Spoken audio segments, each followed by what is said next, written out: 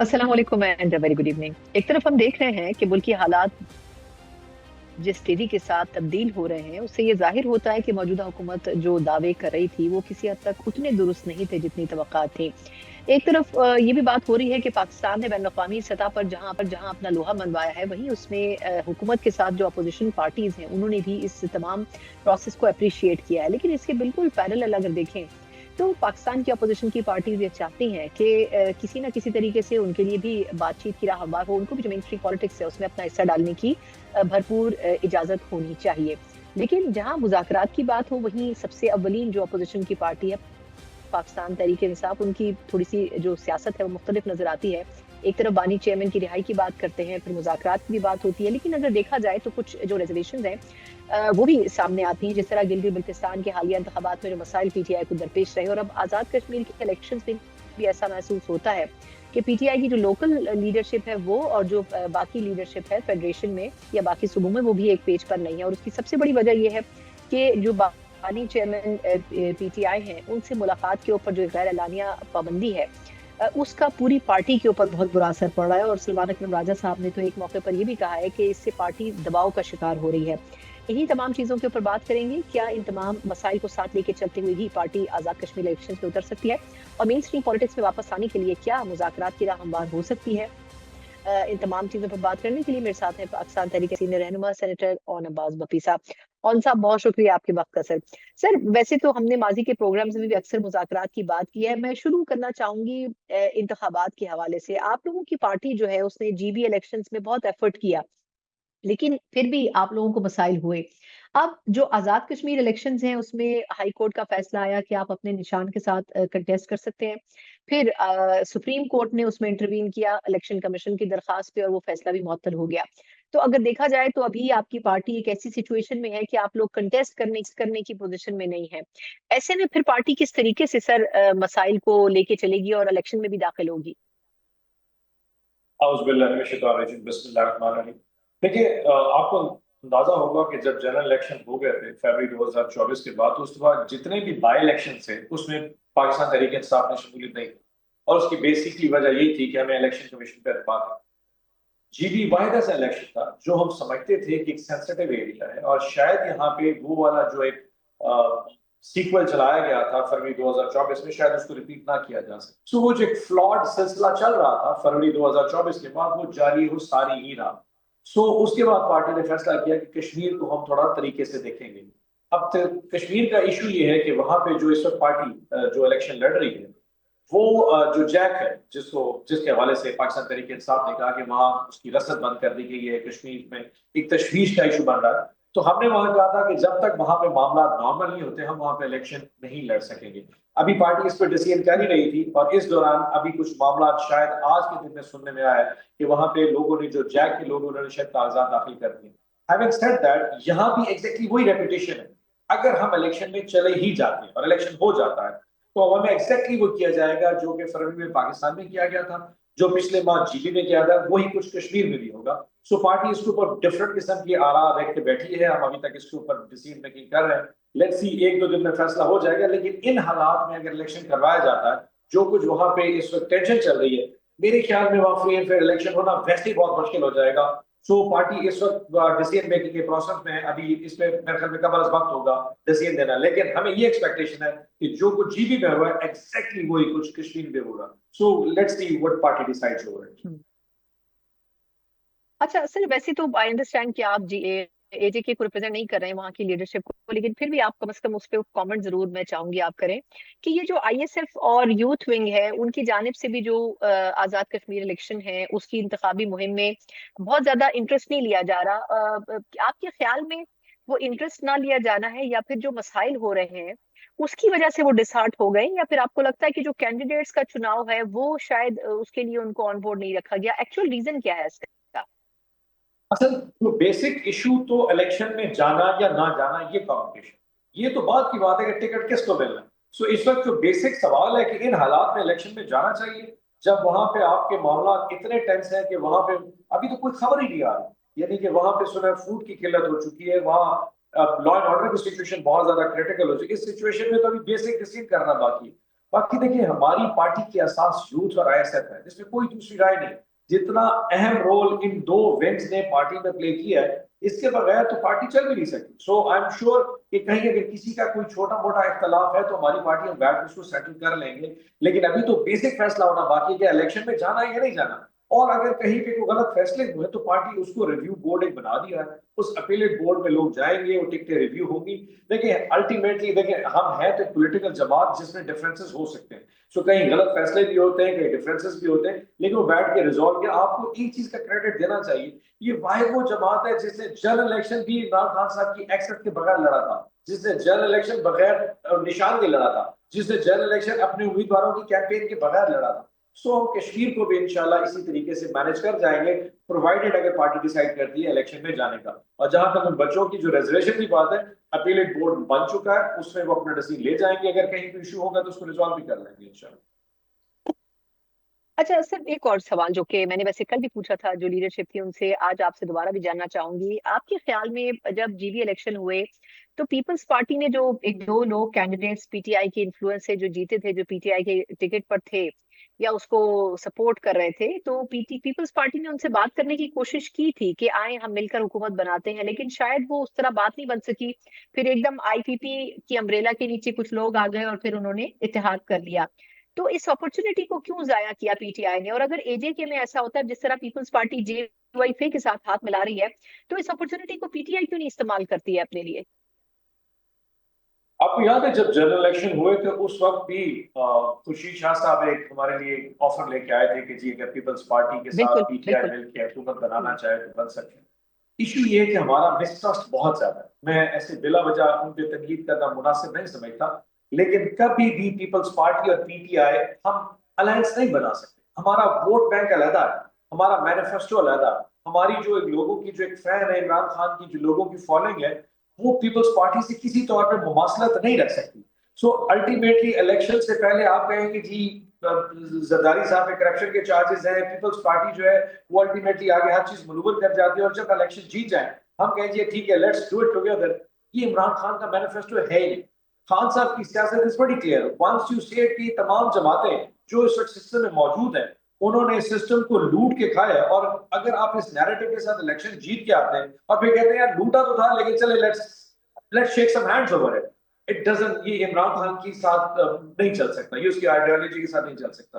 So that is one reason. Number two, I believe, میری personal رائے ہے کہ جو ریلائبلٹی فیکٹر ہے فیوچر پہ پیپلز پارٹی کے ساتھ وہ بھی بڑا ڈفرنس ہے، بہت خطرناک قسم کا.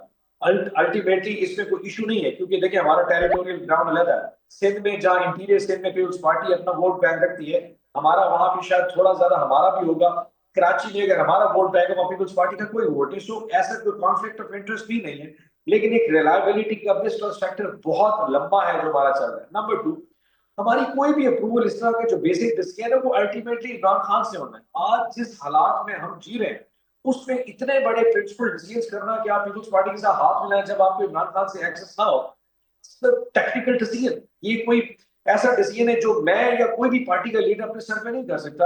سو وداؤٹ ہیونگ خانز ایکسس اتنے بڑے پولیٹیکل ڈیسیژن کرنا، آئی ایم شیور کہ کسی کی شاید اتنی اتھارٹی نہ ہو. So that was one of the reason جس کی وجہ سے ہم بیک آؤٹ کر گئے، اس لیے ہم ان کے ساتھ ملانا پسند نہیں کیا. اور الٹیمیٹلی دے مووڈ آؤٹ اور انہوں نے جا کے جمعیت علماء اسلام ساتھ ملا لیا، which there was very timely called for، مجھے اندازہ تھا کہ یہ ہو ہی جا رہا ہے. یعنی کہ خان صاحب جب تک گو ایڈ ان کا نہیں ہوگا آپ لوگ شاید نہیں چاہیں گے. اچھا یہ فرمائے گا کہ عدالت نے اب، کیونکہ سننے میں آ رہا ہے کہ جو بانی چیئرمین عمران خان صاحب اور ان کی اہلیہ بشرا بی بی ان کی اپیلوں پر سماعت کا آغاز کرنے جا رہی ہے، تو ویسے پی ٹی آئی کا کورٹس کے اوپر وہ ٹرسٹ لیول اب موجود نہیں ہے، لیکن آپ لوگ کس مائنڈ سیٹ کے ساتھ کورٹس میں جائیں گے اور پیش ہوں گے؟ مطلب یہ تو ایک مسئلہ تھا کہ اپیلیں ہی نہیں لگتی تھیں، لیکن اگر اب لگ رہی ہیں تو ایکسپیکٹیشن کیا ہے آپ کی عدالتی سسٹم سے؟ Personally speaking, I am not having any high hopes. میں بلا وجہ مطلب ایسے ڈس اپوائنٹمنٹ میں نہیں جانا چاہ رہا جس میں اچانک جذبات میں جائیں اور کل کو وہی کچھ ہو جو پہلے ہوتا رہا. آپ صرف ایک کیس کو فالو کیجیے، ریگولر انڈرسٹینڈ.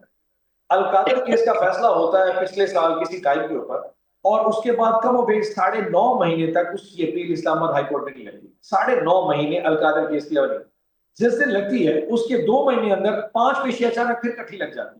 وائی؟ نیب کی amendment, that was one of the reason جو سینٹ میں ایک دن میں ایک امینڈمنٹ ہے جس میں یہ کہا گیا کہ القادر کوئی بھی ایسا کیس جو نیب کا ہوگا جب وہ ہائی کورٹ سے ریجیکٹ ہوگا تو بجائے سپریم کورٹ میں جانے کے وہ ایف سی سی میں چلا جائے گا, فیڈرل کانسٹیٹیوشن کورٹ میں جائے گا. اس ایک امینڈمنٹ کے نتیجے میں 2 مہینے میں 5 پیشی ہو جاتی. سو اٹ مینس کہ جو 9 مہینے تک ایک عدالت ایک اصل کیس کو اپیل سننے کو تیار نہیں تھی, ایک امینڈمنٹ کے بعد اچانک اس کو ایک راستہ ملتا ہے. سو مچ سو کہ جب ہمارا وکیل سلمان ستر صاحب یہ کہتے ہیں کہ میرا پرابلم ہے, میں بیمار ہوں اور میں نے جاپان جانا ہے, تو عدالت یہاں تک کہہ سکتی ہے کہ اگر یہ نہیں آ سکتا ہم اپنا پروسیکیوٹر رکھ لیں گے. اس قسم کے نظام میں, اس قسم کے مائنڈ سیٹ میں کم از کم مجھے کوئی ہائی ہوپس نہیں ہے. سو یس, عدلیہ کے اوپر ایک پریشر ہوگا, ایک خاتون ہے, گھریلو ہے, بٹ اس کے اوپر ڈیسیژن کیا آنا ہے, آئی مین یس, مطلب میں اس کے اوپر کمنٹ کرنا مناسب نہیں سمجھتا کہ کیس چل رہا ہے, بٹ میری کم از کم اس سے کوئی زیادہ خاص ہائی ہوپس نہیں ہے. سر ایک سوال اور کرنا چاہوں گی, وہ یہ کہ آئی ہوپ آپ اس کو انڈرسٹینڈ کریں گے سچویشن کو, کہ مذاکرات کی بات مہینوں سے ہو رہی ہے, پرائم منسٹر صاحب نے بھی کئی مرتبہ کہا, لیکن مسئلہ یہ ہے کہ پی ٹی آئی کہہ رہی ہے آپ شروع کریں, اور گورنمنٹ یہ سمجھتی ہے کہ جی ایاز صادق صاحب اسپیکر اسمبلی ہیں, ان کا ہم نے آفس دیا ہوا ہے, آپ آئیں وہاں بیٹھ کر بات شروع کرتے ہیں. تو انٹینشنز اپنی جگہ, لیکن ایک دفعہ حجت تمام کر لینے میں کیا حرج ہے؟ مطلب جس طرح علی محمد خان صاحب کہتے ہیں کہ جی اس کو چھوڑ دیں, لیکن اصل چیز یہ ہے کہ کسی طرح ڈائلاگ کر کے ہم خان صاحب کو باہر نکالیں. تو وہ جو ایفرٹ ہے وہ ابھی بھی آپ سمجھتے ہیں کہ اس کی ضرورت ہے, یا آپ لوگ انتظار کریں گے کہ گورنمنٹ ہی انیشیٹ کرے بات چیت؟ دیکھیں, یہ کوئی پہلی دفعہ آفر نہیں گورنمنٹ کی طرف سے کی گئی. شہباز شریف صاحب نے 2 دفعہ آفر کی ہے بجٹ سیشن کے درمیان, اس سے پہلے رانا ثناء اللہ صاحب بھی کر چکے ہیں. ایشو پھر وہی بات ہے بیسٹ ٹرسٹ کا, کانفیڈنس بلڈنگ میئرز کو, ہمارے آپس میں جو معاملات ہیں. میری فرینڈلی ایک سوال پوچھنا چاہتا ہوں کہ اگر حکومت واقعی سمجھتی ہے کہ وہ اپوزیشن کے ساتھ جو کہ ہم ہیں ہمارے ساتھ بات کرنے کو تیار ہے, تو کیا یہ اچھا ہوتا کہ اس دوران ایک دو ملاقاتیں کرا دیتے خان صاحب سے. سو ایک چیز جو آپ کے ہاتھ میں وہ آپ دینے کو تیار نہیں, لیکن آپ پلینگ ٹو دی گیلریز کا جو کانسیپٹ ہے, یعنی ایک نیریٹو کی حد تک آپ ایک آگے پتہ کھیل دیتے ہیں سیشن اپنا قومی اسمبلی کے فلور کے اوپر کہ جی ہم تو بات کرنے کو تیار ہیں, ہم تو پولیٹیکل لوگ ہیں, یہ نان پولیٹیکل لوگ ہیں, یہ ضدی لوگ ہیں, ان کے پاس پولیٹیکل مائنڈ سیٹ ہی نہیں ہے. سو یہ جو اپروچ ہے یہ کوئی مناسب نہیں. گورنمنٹ سمجھتی ہے کہ وہ اگر واقعی ہمیں اپوزیشن سمجھتی ہے, اور واقعی وہ سمجھتی ہے کہ اپوزیشن کے ساتھ وہ مل کے اس وقت ملک کو ان تمام مسائل سے باہر نکالنا چاہتی ہے, تو تھوڑا سا تو ایک قدم آگے بڑھائیے. آپ بشرا بی بی کی فیملی سے ملاقات آپ نے 4 مہینے کے بعد ان سے فیملی سے ملاقات کرائی ہے, اور خان صاحب کی ملاقات کو ٹو بی ویری پرسائز 6 دسمبر اور آج تقریباً 5-6 جولائی 7 مہینے سے خان صاحب کی فیملی کی ملاقات ہے. یہ ہاکش بیہیویئرز کے ساتھ میرے خیال میں اس طرح کی آفر دونوں آپس میں مماثلت نہیں رکھ سکتے.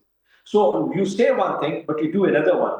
That is where the things lie. If they are really serious about it, I think تھوڑا سا کوئی ایک دو فیکٹرز لے کے آئے جس سے ہمیں فیل ہو گیا یار you are serious about it. And let's start moving. ہم کوئی دہشت گرد تھوڑے ہی ہیں, ہم ہی تو اسی ملک سے آئے, اسی لوگوں سے ووٹ لے کے آئے, بلکہ ان سے زیادہ ووٹ لے کے آئے. And they accepted. اس دن شہباز شریف صاحب نے کہا نا کہ اگر تم سمجھتے ہو کہ ہم غلط آئے تو تم بھی تو 18 میں غلط آئے.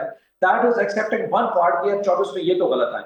اب اس کا فیصلہ ہونا باقی کہ 18 میں ہم غلط تھے یا نہیں تھے وہ ہم بتا سکتے ہیں. یہ ڈیسیژن کا مسئلہ وہ مان چکے ہیں کہ 24 میں کچھ نہ کچھ ایسا ہوا ہے جس کے نتیجے میں ان کو پلیس کیا گیا.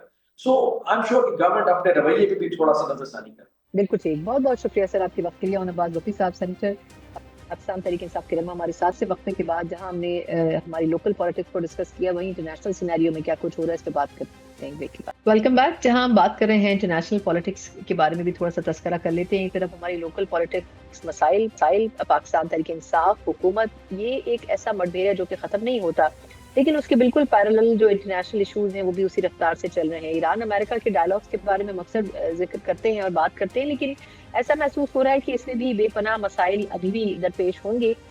کل تک ایسا محسوس ہو رہا تھا کہ شاید ہی مذاکرات کا سلسلہ رک جائے گا, لیکن آج ایسا لگتا ہے کہ شاید مذاکرات واپس ٹریک پر چلے گئے ہیں. لیکن ایسا لگتا ہے کہ اس پوری ایکسرسائز میں بہت سے ممالک کو اپنے ایفرٹس جو ہیں وہ ادا کرنے پڑیں گے. اور جہاں قطر میں یہ بات چیت ہو رہی ہے وہیں یہ بھی ڈسکس کیا جا رہا ہے کہ کیونکہ فارن پالیسی کے نارمز کے حوالے سے پاکستان اس میں ڈائریکٹلی اس طرح انوالو نہیں ہے.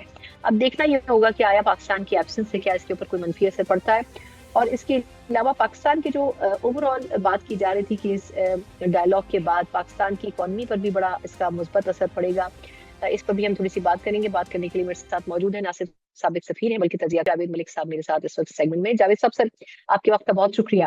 سر پہلے تھوڑا سا انٹرنیشنل ایسپیکٹ آپ سے جاننا چاہوں گی کہ یہ جو ایران اور امریکہ کے ڈائیلاگس کی بات ہو رہی تھی تو کل تک ایسا لگ رہا تھا کہ شاید پھر کوئی مسئلہ آ گیا ہے، لیکن آج دونوں طرف سے بات ہوئی ہے کہ جی اس کو آگے بڑھایا جائے گا۔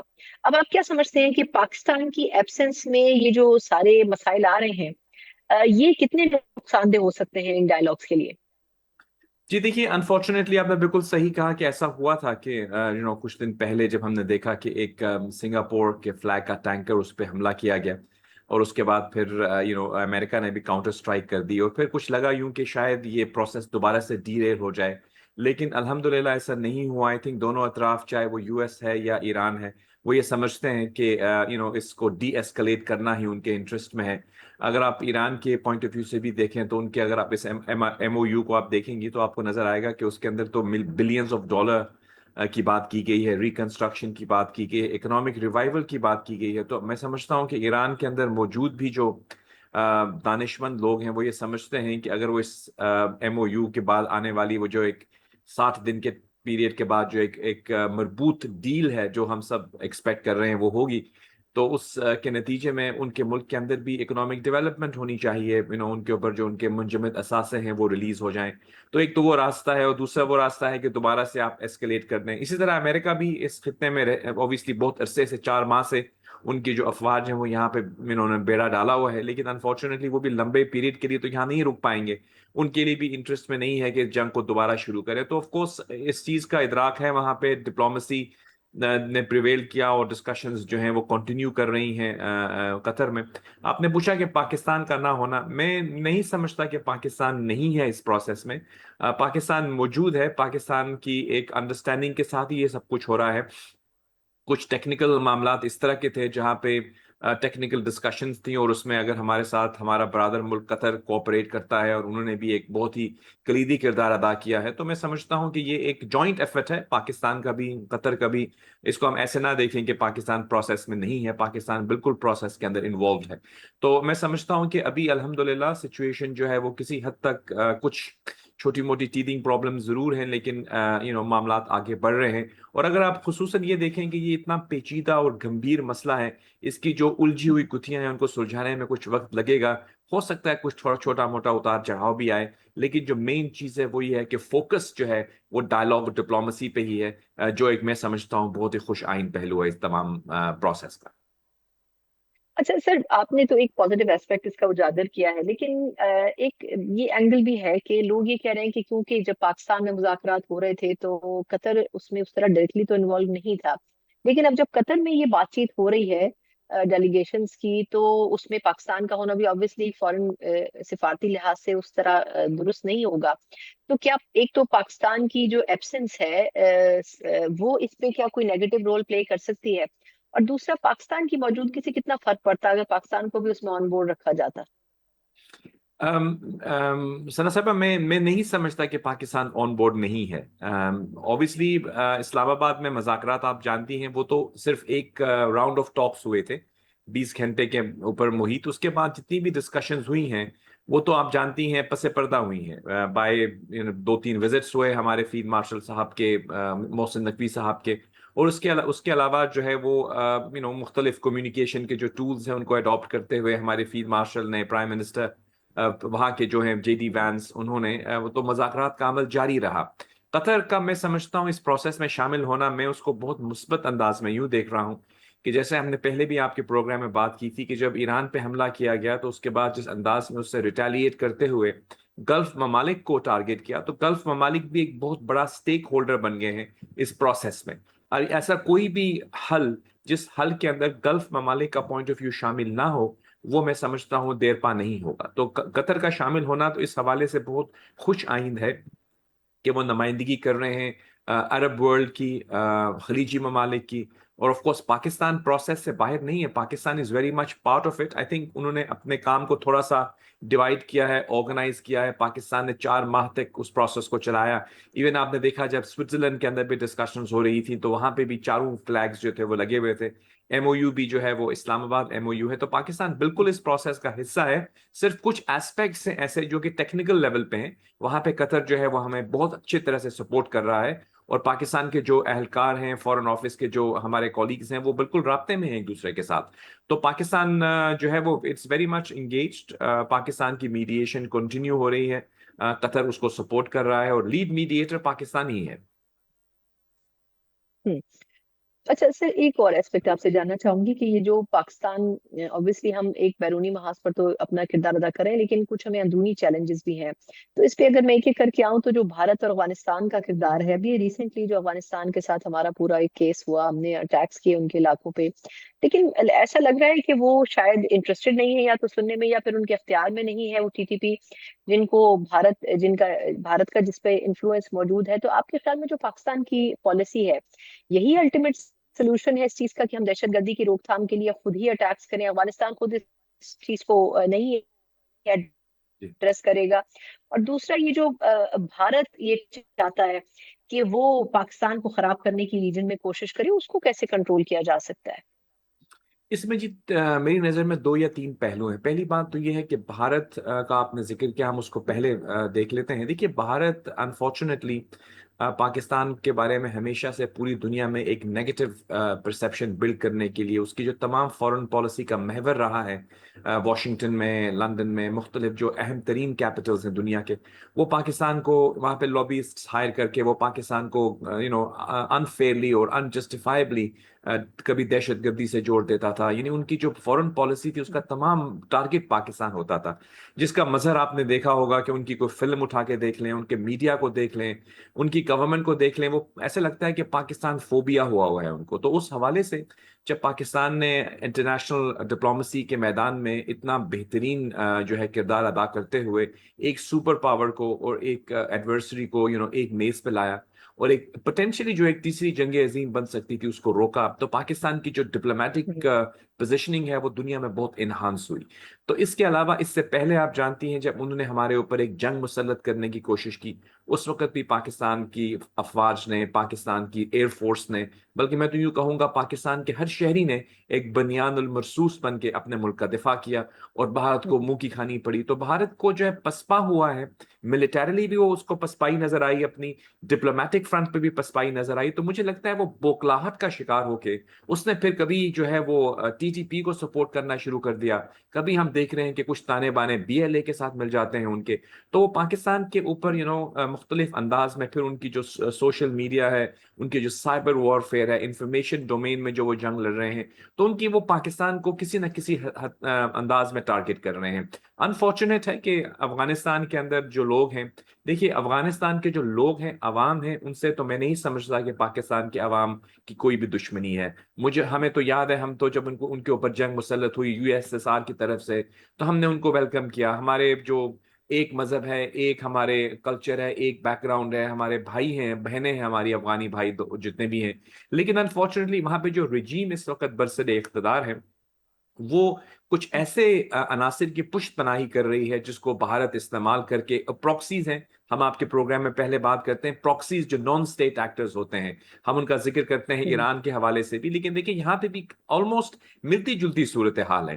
کچھ ایسی پروکسیز ہیں جن کو پشت پناہی حاصل ہے ایران اس کی ہندوستان کی، اور ہندوستان انفارچونیٹلی افغانستان کی جو حکومت ہے یا تو وہ بے بس ہے ان کے سامنے، یا پھر وہ ان کو پشت پناہی کر رہی ہے. تو پاکستان کی جو سفارتکاری کا محور ہے وہ تو ہمیشہ ڈپلومیسی رہا ہے. ہم اگر دنیا میں امن چاہتے ہیں تو یقیناً اپنے نیبرز کے ساتھ بھی امن ہی چاہتے ہوں گے. لیکن انفارچونیٹلی ان کی ہماری ان کاوشوں کا مثبت جواب جب نہیں ملا تو مجبوراً پاکستان کو پھر ایکٹ کرنا پڑا ان عناصر کے خلاف جو پاکستان کی سویلین آبادی پر حملہ آور تھے. تو میں سمجھتا ہوں Pakistan is justified in this action, کیونکہ پاکستان اس خطے میں امن چاہتا ہے، اور اگر اس کے اوپر کوئی حملہ آور ہوگا تو ان کا منہ توڑ جواب تو دیا جائے گا. یہ انفارچونیٹ ریالٹی ہے کہ جو رجیم اس وقت افغانستان میں موجود ہے وہ بالکل بے بس نظر آتی ہے، یا وہ جان بوجھ کے ان کی پشت پناہی کر رہے ہیں. یہ تو ہم کسی طرح سے کنفرم تو نہیں کر پائیں گے، لیکن دونوں میں سے ایک ہی صورت صورتحال ہے یا تو وہ ان کو سپورٹ کرتے ہیں یا وہ ان کے سامنے بے بس ہیں. دونوں صورتوں میں تو یوں کہوں گا کہ پاکستان تو ان کی مدد کر رہا ہے ان ایسے عناصر سے اس خطے کو پاک کرنے کی جو کہ اپنے مسلمان بہن بھائیوں پر حملہ آور ہوتے ہیں. تو یہ انفارچونیٹ ریالٹی ہے، لیکن ہماری جو بہادر افواج ہیں، ہماری جو لیڈرشپ ہے، وہ اس کے حوالے سے جو اسٹریٹجی اڈاپٹ کر رہی ہے، ہم سمجھتے ہیں کہ پاکستان کا ہر شہری اس کو سپورٹ کرتا ہے. صحیح. اچھا سر، ایک ہمارا اپنا ڈومیسٹک ایشو بھی ہے، اس پہ بھی آپ کی رائے کہ آپ کے خیال میں اس وقت جب تک ہم ایران اور امریکہ کے ڈائلاگ میں بزی تھے ہم اس چیز کے اوپر اتنا فوکس نہیں کر سکے، لیکن آوازیں آتی نہیں کہ شاید ایک 28ویں ترمیم ہے اس کے اوپر کام ہو رہا ہے. پھر ریسنٹلی یہ لگا کہ اس میں جو بنیادی مسئلے تھے، یعنی NFC کا جو مسئلہ تھا، بلدیاتی سسٹم کے حوالے سے مسئلہ تھا، اب یہ صورتحال بنی کہ ایک تو آپ کے خیال میں NFC کے اوپر ویسے جو پیپلز پارٹی اور نون کا ٹیک ہے، آپ کس کو سمجھتے ہیں ایک تو درست ہے؟ دوسرا، اب ریسنٹلی IMF کی طرف سے یہ کہا جا رہا ہے کہ پریشر ہے کہ آپ جو NFC ہے اس کے فارمولے کے اوپر دوبارہ غور کریں، کیونکہ اس میں جو پیسوں کی ڈسٹریبیوشن ہے اس کی وجہ سے وفاق کے پاس پیسہ نہیں ہے اور صوبوں کے پاس پیسہ ہے. تو ایک یہ مسئلہ بھی درپیش تھا کہ آپ کے خیال میں صرف IMF کے دباؤ میں ہم یہ انیشیٹو لے سکتے ہیں؟ کیونکہ ابھی کچھ ہی وقت پہلے پیپلز پارٹی اور انہوں نے ایک فارمولا طے پا گیا تھا، کہا گیا تھا کہ جی NFC کے اوپر اب بات نہیں ہوگی. تو واقعی کیا ہم اتنا انڈر پریشر آ سکتے ہیں IMF سے، یا ہمیں واقعی NFC کو ٹھیک کرنے کی ضرورت ہے؟ ثنا صاحبہ، بالکل آپ نے بہت ہی اہم ترین سوال کیا ہے. دیکھیے اس حوالے سے ایک تو IMF کا پرسپیکٹو ہے، اس پہ بھی ہم بات کر سکتے ہیں، لیکن دیکھیے اگر آپ دیکھیں تو ہمارے ملک کے اندر بہت سے ایسے ایسپیکٹس ہیں جہاں پر ریفارم کی ضرورت ہے. بائی چانس مجھے اتفاق ہوا جس وقت یہ 18th امینڈمنٹ کا پروسیس ہو رہا تھا ان دنوں پریزیڈنٹ زرداری اور ان کے جو رفاقار ہیں ان سے مجھے بھی بات کرنے کا موقع ملا. ان کا جو انٹینشن تھا میں آپ کو یہ بتا سکتا ہوں بالکل ڈائریکٹلی کہ وہ یہی تھا کہ وہ صوبوں کو امپاور کرنا چاہتے تھے. یہی ان کی انٹینشن تھی اور یہ ایک جمہوری طور کے اوپر ایک اچھا اقدام تھا. بیکاز ہر جو ڈیموکریسی آپ جانتی ہیں، آپ کے پہلے پروگرام میں بھی ہم نے بات کی تھی کہ ڈیموکریسی جب وفاق میں آتی ہے تو پھر وفاق کی ذمہ داری ہے وہ پروونسز کو امپاور کرے، اور پروونسز کی ذمہ داری ہے کہ وہ پھر ڈسٹرکٹ لیول پر اس کو لے کے، جیسے ہم کہتے ہیں گراس روٹس کے جو عوام ہیں ان کو ریلیف حاصل ہو سکے. ایک شخص جو اسلام آباد میں پرائم منسٹر ہے اس کے اوپر اتنا بڑا کینوس ہوتا ہے کہ وہ اگر کسی دور افتادہ علاقے کا لوکل ایشو ہے اس کو تو ریزالو نہیں کر پائے گا. تو اس لیے آپ کو یہ ضروری ہے ڈیموکریسی کے لیے کہ آپ اقتدار کو نیچے کی طرف منتقل کریں. تو اس حد تک جو یہ ایکشن تھا 27ویں ترمیم کا، آئی بلیو یہ تو صحیح، لیکن اب وہ کس انداز میں ہوا یہ ایک عجیب بات ہے کہ ہمارے ہاں جو بھی اکانومسٹ ہیں ان سے جب بات کرتے ہیں تو وہ آپ کو یہ کہیں گے کہ ہمارا وفاق غریب ہو گیا اور جو پروونسز ہیں وہ امیر ہو گئے. ایز اے ریزلٹ ہمارا جو بہت سی ایسی ریفارمز ہیں جو یہ کرنا چاہتے ہیں وہ نہیں کر پاتے، because as per NFC award وہ جو بجٹ ہے وہ ان کو دینا پڑتا ہے صوبوں کو. تو اس حوالے سے کچھ ریویو کی تو ضرورت ہے، لیکن انٹینشن یہ نہیں ہونی چاہیے کہ آپ پاور کو واپس یوزرو کر کے سینٹر میں لے آئیں، بلکہ آپ اس کا ایک بہتر ڈسٹریبیوشن کا نظام لے کر آئیے. کیونکہ جو الٹیمیٹ گول ہے وہ تو وہی ہے جو پریزیڈنٹ زرداری صاحب جو کہتے ہیں یا پیپلز پارٹی کہتی ہے کہ عوام کو اگر وہ واقعی ریلیف دینا چاہتے ہیں تو ریلیف دینے کا مطلب یہ تو نہیں ہے کہ آپ وفاق کو غریب کر دیں. وفاق کے پاس بھی فنڈز ہونے چاہیے کہ اس نے اپنے ملک کو چلانا ہے. تو مجھے لگتا ہے کہ کہیں پہ جب یہ کیا کہتے ہیں ڈیولوشن ہوئی تو اس ڈیولوشن کے اندر جو اکنامک اس کا جو NFC ایوارڈ کا جو فارمولا ہے یہاں پر کسی حد تک ریویو کی بہت ضرورت ہے. اب یہ اگر آپ خود نہیں کریں گے تو آف کورس جب آپ IMF کے پروگرام میں ہوتے ہیں تو IMF بھی آپ کو ایڈوائز کرتا ہے کہ آپ فلاں جگہوں کے اوپر جہاں پہ لوپ ہولز ہیں ان کو آپ ٹائٹ کر لیں. تو ہم اس کو یوں نہ سمجھیں کہ وہ ہمارے میں انٹرفیئر کر رہے ہیں. آئی تھنک وہ ایڈوائز کر رہے ہیں. بہت بہت شکریہ جاوید ملک صاحب، ہمارے ساتھ موجود ہیں، سابق سفیر بھی ہیں، تجزیہ کار بھی ہیں، اور یقیناً پاکستان کے پاس اس وقت جو بھی سیناریو میں آپشنز ہیں پاکستان کو اکانومی کو بہتر کرنے کے لیے ان کے اوپر عمل درآمد کرنا چاہیے. ایک مختصر سے بریک کے بعد ہم بات کریں گے اپوزیشن کے حوالے سے کہ کیا آپشنز اس وقت خود اپوزیشن کے پاس ہیں، کیونکہ ایک ڈائلاگ کمیٹی کے نام کے اوپر ڈسکشنز بڑی عرصے سے ہو رہا ہے، لیکن ڈائلاگ کمیٹی کے جو سجیشنز ہیں وہ اب تک ان کے اوپر کوئی بھی سنوائی نہیں ہو سکی. اس پہ بات کرتے ہیں بریک کے بعد. Welcome back. جس طرح ہم نے پروگرام کے شروع میں بات کی تھی کہ اپوزیشن کی بڑی جماعت PTI، لیکن PTI کی شکایات بانی چیئرمین کی رہائی سے شروع ہو کر گلگت بلتستان کے انتخابات میں جو ان کے ساتھ مبینہ ناانصافی ہوئی اور پھر جے کے میں وہی بات سامنے آ رہی ہے. لیکن اس کے بالکل پیرلل خود پاکستان تحریک انصاف کے اندر اس وقت جتنے مسائل ہیں سیاسی طور پر، پارٹی میں نہ تو ہیرارکی موجود ہے اور نہ ہی پاور ڈسٹریبیوشن صحیح طور پر کی گئی ہیں. خود جو چیئرمین پی ٹی آئی ہیں بیرسٹر گوہر صاحب، ان کی اپنی ریٹ پارٹی میں موجود نہیں ہے اور اس کے علاوہ دیگر مسائل ہیں. لیکن ان تمام چیزوں میں بھی جو ایک ڈائیلاگ کمیٹی بنائی گئی تھی، نیشنل ڈائیلاگ کمیٹی، جس میں ایکس پی ٹی آئی کے ممبران موجود تھے، ان کی طرف سے بہت سے مفید مشورے دیے گئے جس کے اوپر بظاہر عمل درآمد نہیں ہو سکا. لیکن وہ کمیٹی ابھی بھی اس حوالے سے کوشاں ہے اور یہ بات چیت کرنے کی کوشش کر رہی ہے کہ گورنمنٹ اور اپوزیشن کے درمیان کسی برج کا کردار ادا کیا جا سکے. اسی پر ہی بات کریں گے. بات کرنے کے لیے میرے ساتھ موجود ہیں سابق گورنر سندھ اور پارٹی انصاف کے سابق رہنما عمران اسماعیل صاحب. سر بہت شکریہ آپ کے وقت کا. یہ فرمائے گا کہ آپ کی جو ڈائیلاگ کمیٹی تھی اس نے کچھ ہفتے پہلے کچھ سجیشنز دیے تھے، پریس کانفرنسز بھی ہوئی، سیمینارز بھی ہوئے اور پھر اس کے بعد بہت ساری چیزیں بھی سامنے لائی گئی جس میں کئی سی چیزیں جو تھیں وہ بڑی انڈرسٹینڈیبل تھیں. لیکن نہ ہی اپوزیشن نے ان مشوروں کو سنا اور نہ ہی حکومت نے ان کو سیریس لیا. تو آپ کیا سمجھتے ہیں سر کہ وہ تمام ایفرٹ پھر کہاں سٹینڈ کرتا ہے؟ نہیں، حالات تو ظاہر خراب ہی ہیں، لیکن بات چیت کا ماحول بنانا تو پی ٹی آئی کا ذمہ ہونا چاہیے. یہ بات چیت کا ماحول بنانا تو کوئی حکومت کیوں چاہے گی بات چیت کا ماحول بنے؟ کیونکہ ان کو تو پی ٹی آئی سے خطرہ ہوگا، عمران خان سے خطرہ ہوگا. جس سے باہر آئے گا تو حکومت کو ہلائے گا. تو ان کو تو خطرہ ہونا ہی چاہیے اور پی ٹی آئی کو یہ چاہیے کہ وہ کوئی بیچ کا راستہ نکالیں، کانفیڈنس بلڈنگ میجر کریں، لیکن وہاں سے بالکل زیرو بٹا زیرو وہ کی اسٹریٹجی آ رہی ہے.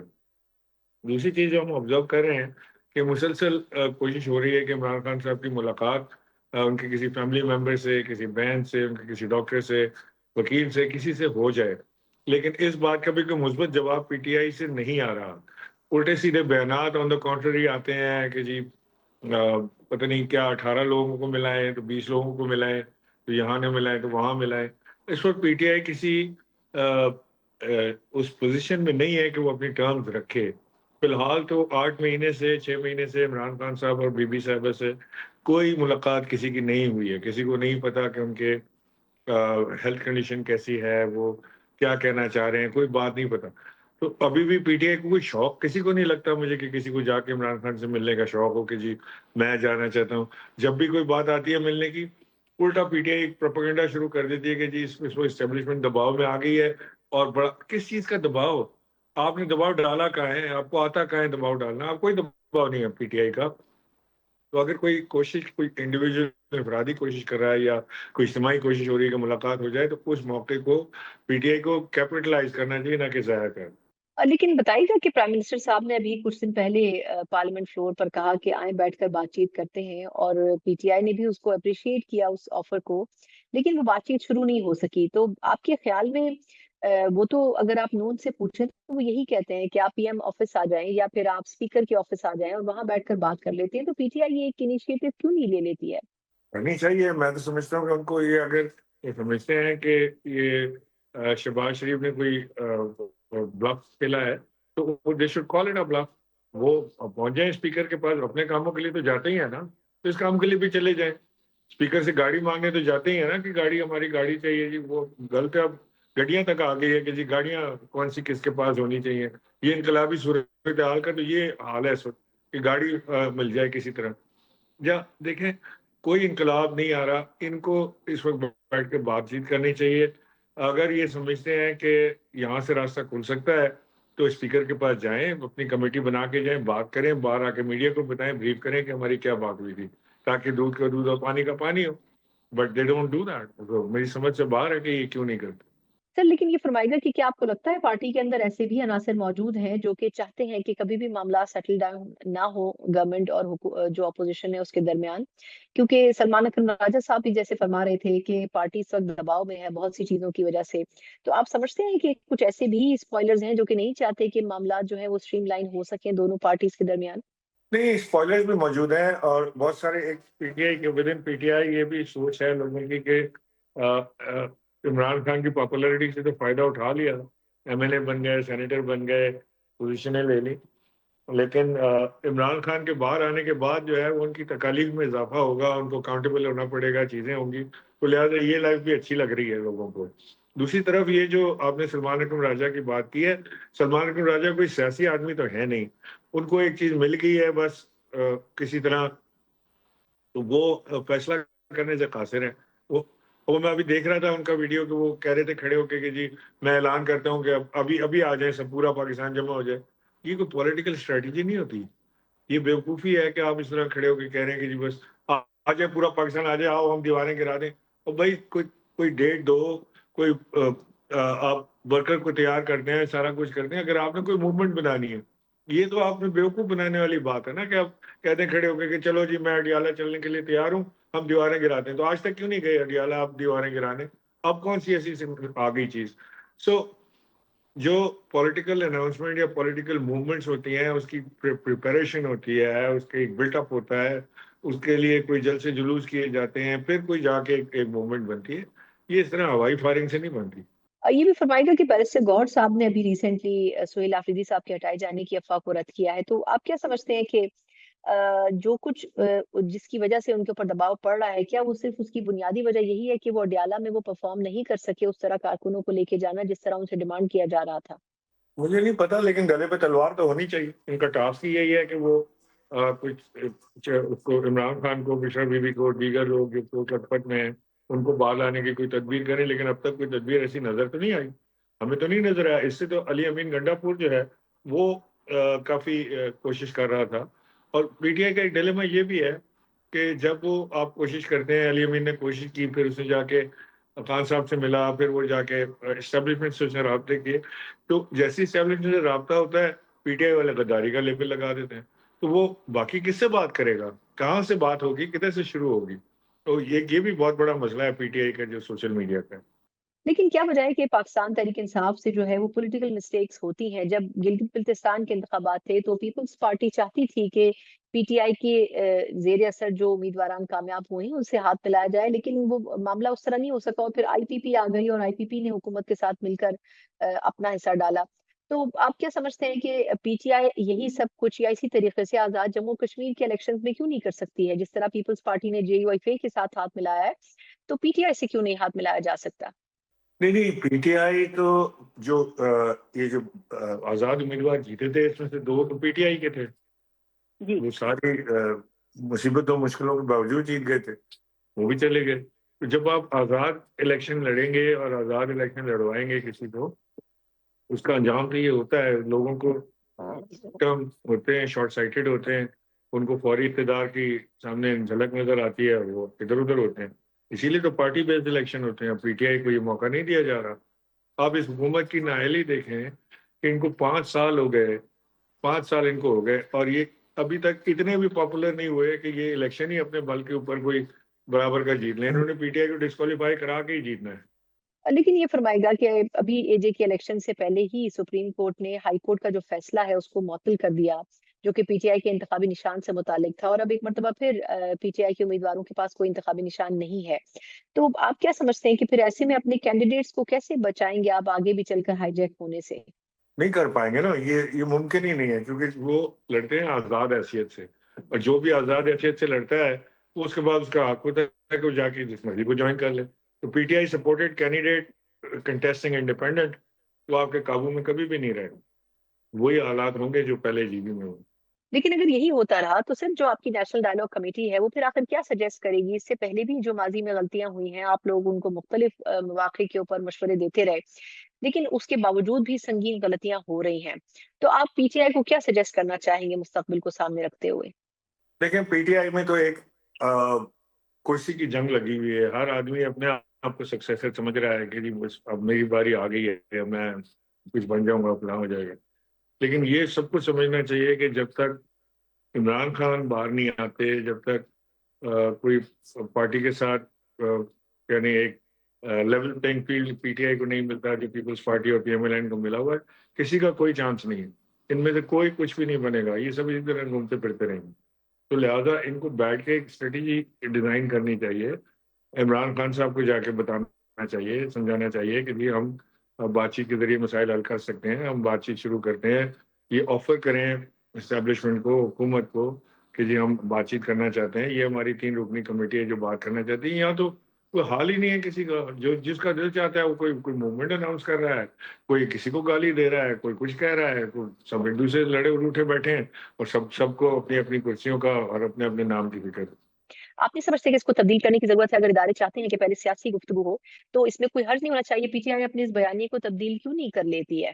دیکھیں, ڈائلاگ کے لیے کوئی ضد ہونی نہیں چاہیے کہ اس سے بات نہیں کریں گے, اس سے بات کریں گے, اس کے پاس پاور ہے, اس کے پاس پاور نہیں ہے.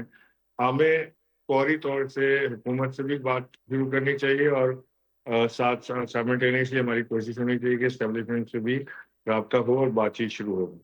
رابطے تو پی ٹی آئی میں سب کے اسٹیبلشمنٹ سے, ایسا تو نہیں ہے کہ کوئی بغیر اسٹیبلشمنٹ سے رابطے کے بیٹھا ہوا ہے, لیکن اپنے اپنے مفاد کے رابطے ہیں. کسی نے بھی پی ٹی آئی کے لیے, عمران خان کے لیے, دیگر دوستوں کے لیے اپیرنٹلی جب نظر آتا ہے, ہو سکتا ہے میں غلط ہوں, کوئی بات چیت تو نہیں ہو رہی کسی سے, تو بالکل بھی نہیں نظر آتا کہ کوئی کوشش ہو رہی ہے. ہاں, ان کی اپنی ملاقاتیں ضرور ہوتی ہیں, ان کے اپنے کام ضرور ہوتے ہیں, ان کی اپنی رکاوٹیں چیزوں میں جو آتی ہیں وہ نکل جاتی ہیں. اور رابطے تو سب نے اسٹیبلشمنٹ سے رکھے ہوئے, حکومت سے بھی رکھے ہوئے ہیں. اگلے دن ہی میں دیکھ رہا تھا, میرے سے گور نے ایک تصویر, 4 تصویریں اپلوڈ کی تھیں اپنے ٹویٹر ہینڈل کے اوپر, جس میں وہ وزیر اعظم سے مل رہے ہیں, ساکھ سے مل رہے ہیں, دیگر حکومتی ارکان سے مل رہے ہیں, بڑے خوش بھی نظر آ رہے ہیں. انہوں نے کوئی بات کی عمران خان کی رہائی کی, انہوں نے کوئی بات کی کوئی سہولت کی, انہوں نے کوئی بات کی ان سے ڈاکٹروں کی ملاقات کی؟ نو, انہوں نے اپنی ٹویٹ میں بھی اس کا کوئی ذکر نہیں کیا. سو مجھے نہیں لگتا کہ پی ٹی آئی کوئی بہت سیریس ایفرٹ کر رہی ہے یا کوئی سیریسنس دکھا رہی ہے. بہت بہت شکریہ عمران اسماعیل صاحب, سابق گورنر سندھ بھی, اور اس کے علاوہ جو نیشنل ڈائلاگ کمیٹی ہے اس کے رکن کے طور پر ہمارے ساتھ تھے, اور یقیناً ان تمام لوگوں میں شامل ہے جو کہ چاہتے ہیں کہ پی ٹی آئی اس دلدل سے نکلے. لیکن اب دیکھنا ہوگا کہ آیا خود پی ٹی آئی اس حوالے سے سنجیدہ ہے یا پھر نہیں. اسی کے ساتھ ہی پروگرام کا وقت ختم ہوتا ہے. مجھے اجازت دیجیے, اللہ حافظ.